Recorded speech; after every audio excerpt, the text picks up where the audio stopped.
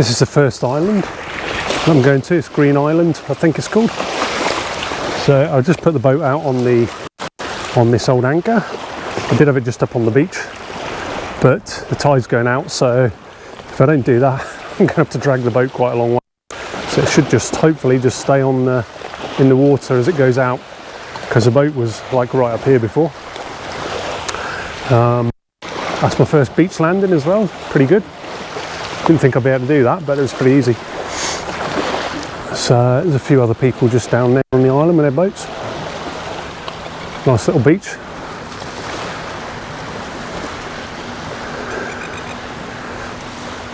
It's got a lot of shells on it, and there's quite a bit of coral on here as well.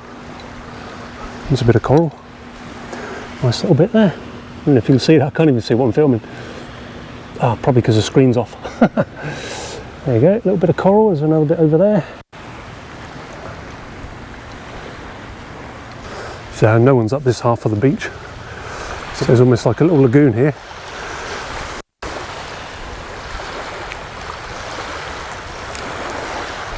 Port of Brisbane there. The airport's just the other side of that. In fact, you probably can't see it on the camera, but you can just see one of the glasshouse mountains. In fact, a couple of them there and right in the distance. That's a fair way off. Not many planes going in the airport today then. Some people going paddleboarding.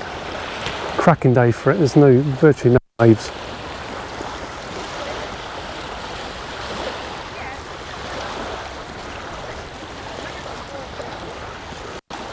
So there's the mainland. You can probably just see it there. Good 2 or 3, 4 kilometres away. I don't know how far it is. 2 kilometres maybe.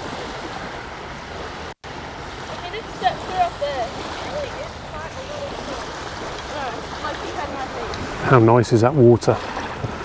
Look at that, that is beautiful. Got to admit, that is quite nice. It's lovely and cool on my feet as well. I've got my feet dangling in it. So that'll be Wynnum over there. I don't know if you can see that. See all the masts of the yachts in the marina there. So I'll probably come back that way. I'll probably head over to the island at St Helena over there, if you can see that. Probably then head around and just follow the coast back. I've actually come from over this direction. Can't really see it. There's another island there called King Island.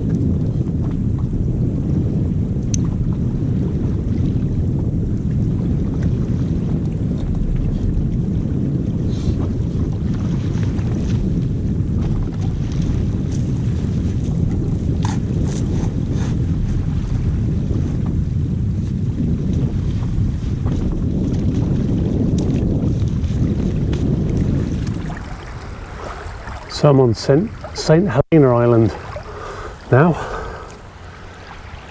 just off the coast. You can probably see the port of Brisbane right in the background there. There's a little jetty out here. I was going to moor up there, but sometimes you get boats come in to visit, like commercial boats. So I thought it'd probably for them, I guess. But I think this used to be a penal colony or something here, but it's a national park. No doubt there'll be a sign telling me what it is. I've not seen any other boats on this island yet, so looks like I might have it to myself other than whoever lives here. There's my boat just around there somewhere. Yeah, so you can probably see some ruins up there. I think that's part of the old penal colony. It used to be here. Yeah, people obviously live here. There's a car over there. I think that's a ranger's car. Not a big island though. It's like not even a kilometre wide.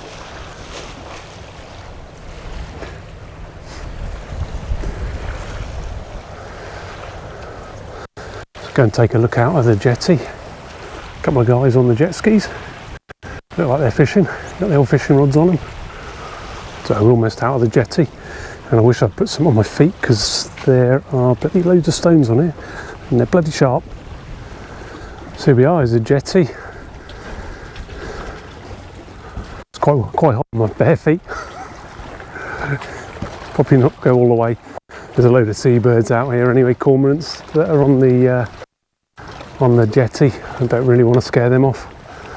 And there's a whole heap of them on here, cormorants and terns on this little enclosure, whatever it is. I'm starting to get wary. I'll not go any further than that. Ah, my feet are burning. Ah. There's a little boat moored off there. I don't know whose that is. Must belong to the island, I guess. Water's fairly clear. I saw a big ray swim under the boat before. That was pretty good.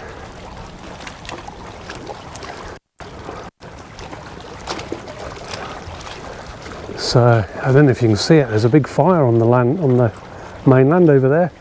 Heaps of smoke coming off it. You can see the haze of it coming across here. It must be a bushfire. All white smoke, so it'll be maybe a grass fire. But a fair way I've come there.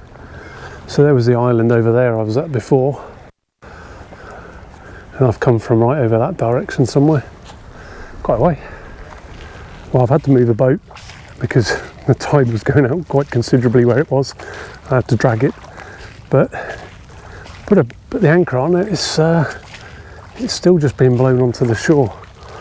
I'm hoping as the tide goes out, it's going to take the boat out with it, but I'm not holding out much hope.